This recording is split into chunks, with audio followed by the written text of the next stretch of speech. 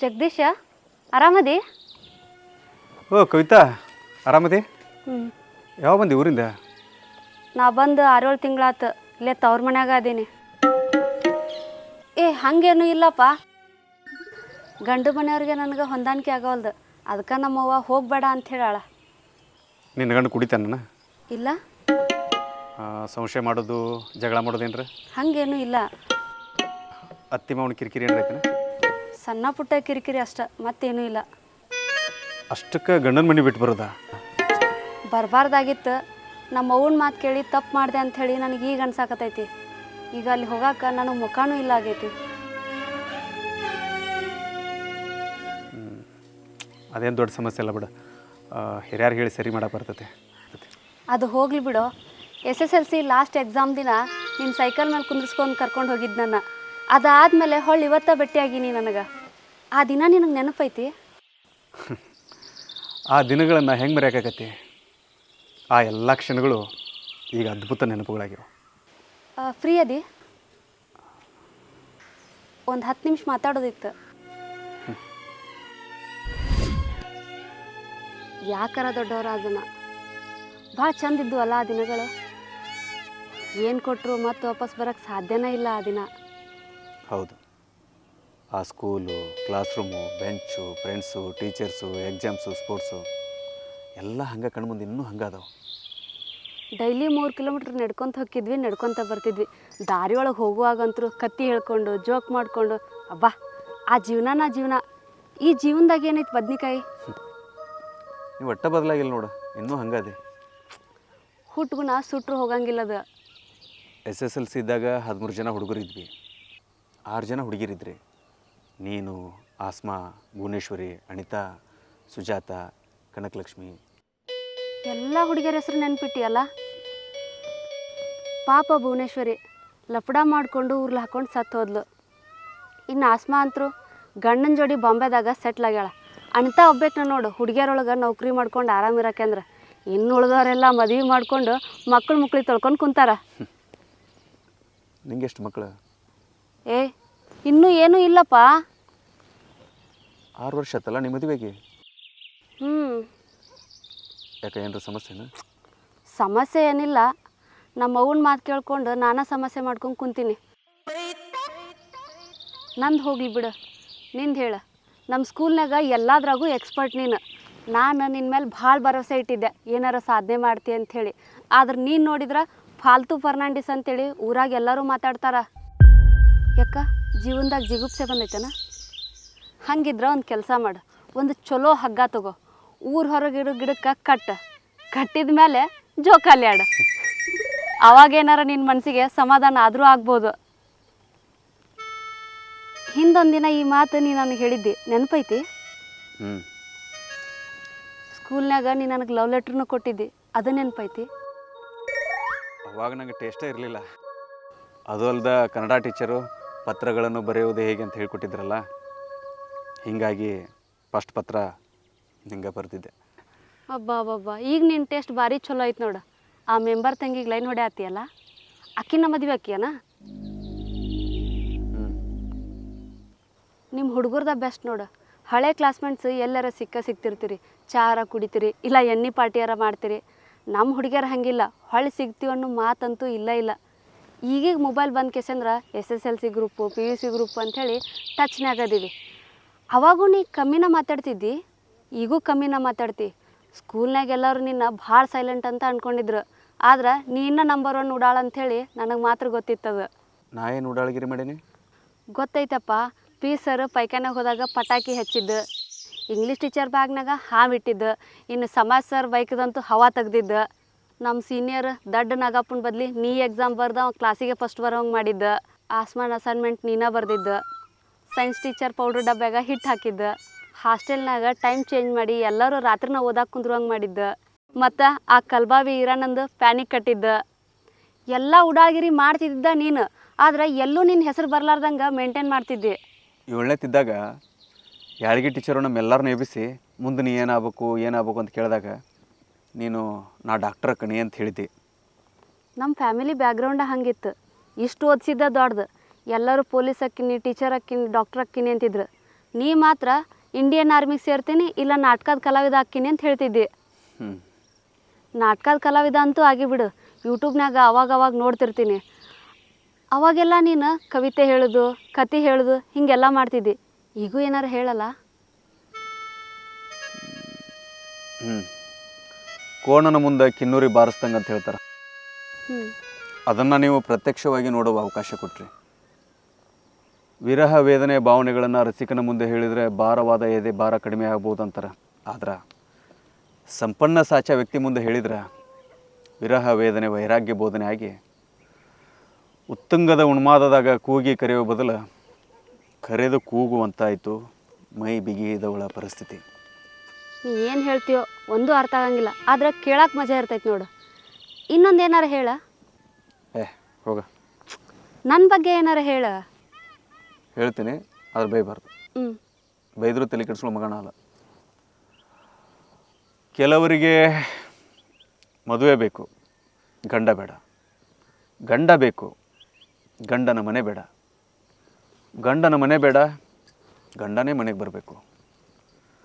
ಮದುವೆ ಬೇಕು ಆದರೆ ಸಂಸಾರದ ತಾಪತ್ರಯ ಬೇಡ. ಅಮ್ಮ ಬೇಕು ಆದರೆ ಅತ್ತೆ ಕಷ್ಟ ಬೇಡ.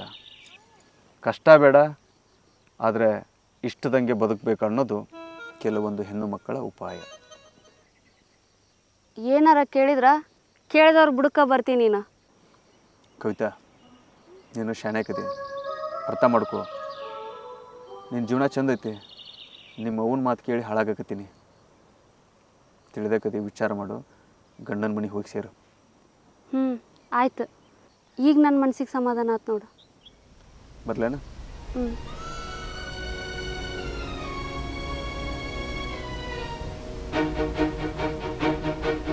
ಗಂಡ ಬೇಕು, ಗಂಡನ ಮನೆ ಬೇಡ. ಗಂಡನ ಮನೆ ಬೇಡ, ಗಂಡನೇ ಮನೆ ಬೇಡ. ಮದುವೆ ಬೇಕು ಆದರೆ ಸಂಸಾರದ ತಾಪತ್ರಯ ಬೇಡ. ಅಮ್ಮ ಬೇಕು ಆದರೆ ಅತ್ತೆ ಕಷ್ಟ ಬೇಡ. ಕಷ್ಟ ಬೇಡ ಆದರೆ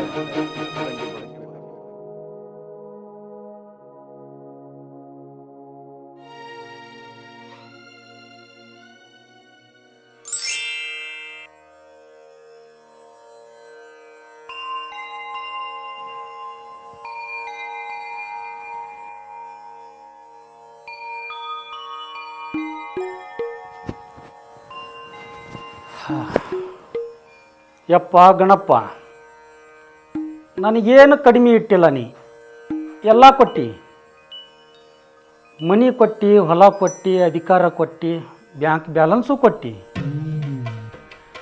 ತಂಗಿ ಕೊಟ್ಟು, ಹೆಂಡತಿ ಕಾಟಿಲ್ಲಾರ್ದಂಗೂ ಇಟ್ಟು.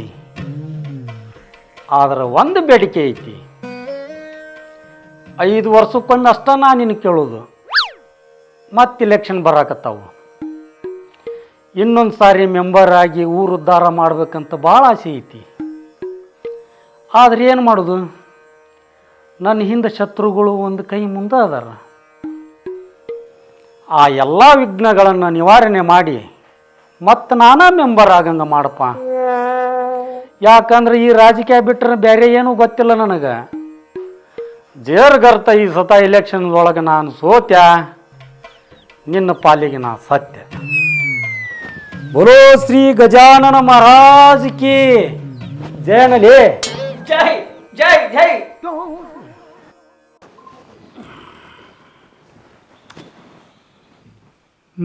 ಕಾಲು ತೆಳಗೆ ಬಿಡೋದನ್ನ ದೊಡ್ಡ ಇವನಂಗೆ ಹಾಕೊಂಡು ಕುಂತಿಯಲ್ಲ.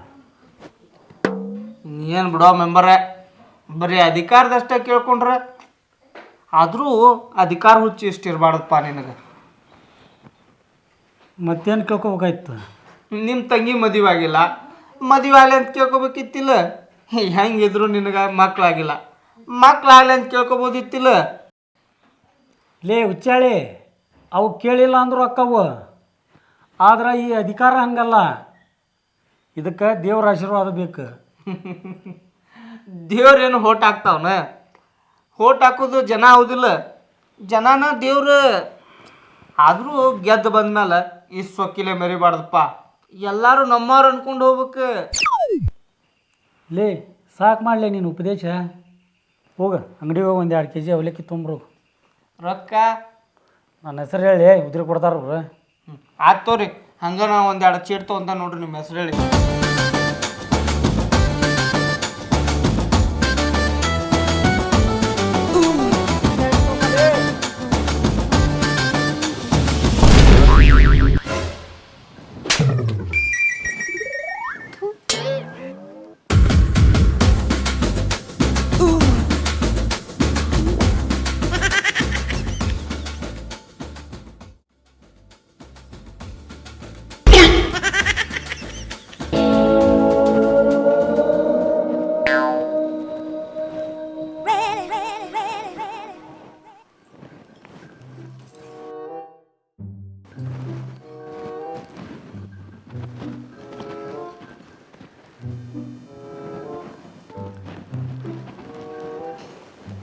ಆರಾಮದ್ರಿ ಅಧ್ಯಕ್ಷರ? ನನಗೇನು ದಾಡಿ ಮಸ್ತ್ ಅದನಿ. ನೀವು ಮಸ್ತ್ ಇರೋದಕ್ಕೆ ನನಗೆ ಇಷ್ಟ ಆಗಿ. ಏನಂದಿ? ಏನಿಲ್ರಿ. ಮತ್ತು ಅಕ್ಕಾರೇನ ಗಣಪತಿ ಟೂರ್ಗೆ ಹೋದ್ರೇನ್ರಿ? ನನ್ನ ಹೆಂಡತಿ ಅಣ್ಣ ಸಿಂಗಾಪುರದಾಗಿರ್ತಾನೆ. ಗಣೇಶನ ಹಬ್ಬಕ್ಕೆ ಊರಿಗೆ ಬಂದಾನ, ಅದಕ್ಕೆ ಹೊಯ್ಯಾಳಕ್ಕೆ. ಮನ್ಯಾಗ ಒಬ್ರಿಗೆ ಬೇಸರ ಆಗಂಗಿಲ್ಲೇನ್ರಿ? ಮೈ ತುಂಬ ಕೆಲಸ ಇರೋಂಗ ಯಾಕೆ ಬೇಸರಕತಿ? ಮೈ ತುಂಬ ಕೆಲಸ ಮಾಡಿ ಬೇಸರ ಆಗಂಗಿಲ್ಲ? ಮನುಷ್ಯ ಅಂದಮೇಲೆ ಆಸರ ಬೇಸರ ಇರೋದ, ಅದ್ರಾಗೇನೈತಿ? ಬೇಸರದಾಗ ಆಸರ ಆದ್ರೆ ಎಲ್ಲದಾಳ ನಿಮ್ಮ ಅಕ್ಕ ಶಕುಂತಲ? ನಾನಾ ಶಶಿಕಲೆಯಲ್ಲಿ ಇರ್ಬೇಕಾದ್ರೆ ನಮ್ಮ ಅಕ್ಕ ಶಕುಂತಲೆ ಹಾಕ್ಬೇಕು. ನಿನಗೆ ಗೊತ್ತೈತಲ್ಲ, ಬಾಯ್ ಬಿಟ್ಟು ಹೇಳ್ಬೇಕನ? ಬಾಯಿ ಬಿಟ್ಟೆ ಹೇಳ್ರಲ್ಲ, ಕೇಳ್ತೀನಿ. ಶಶಿ ಸುಮ್ಮನೆ ಹೋಗ. ಏನಂದ್ರಿ? ಇನ್ನೊಮ್ಮೆ ಹೇಳ್ರಿ. ದುರ್ಗವ್ವ ಸುಮ್ಮನೆ ಹೋಗ ಅಂದ್ಯ.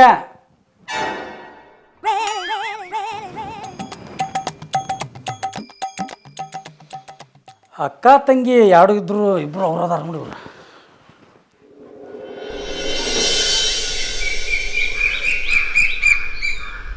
1996ರಲ್ಲಿ ಕರ್ನಾಟಕ ನಾಟಕ ಅಕಾಡೆಮಿ ಗೌರವ ಫೆಲೋಶಿಪ್.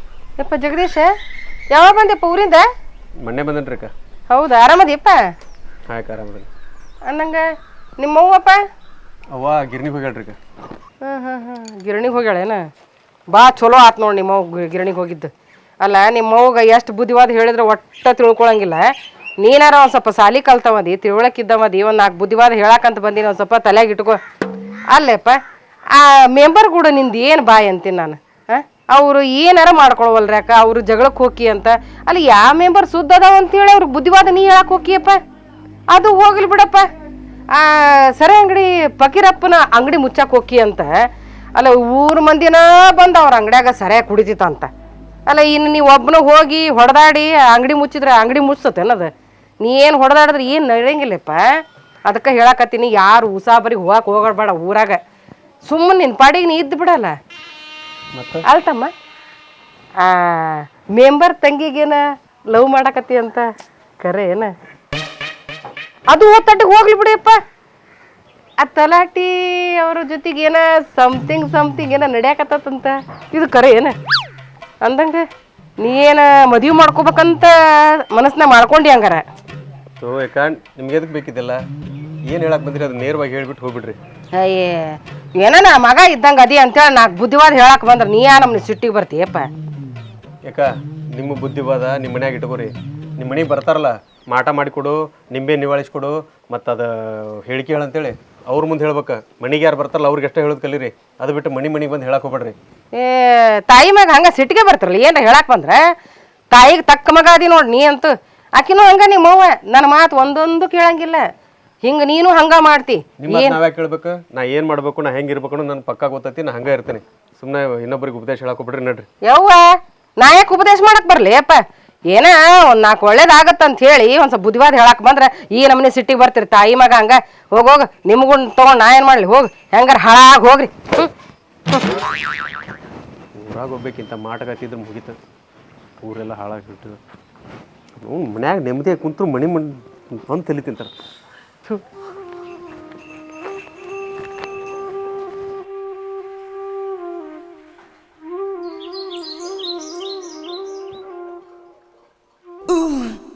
Gotta find truth.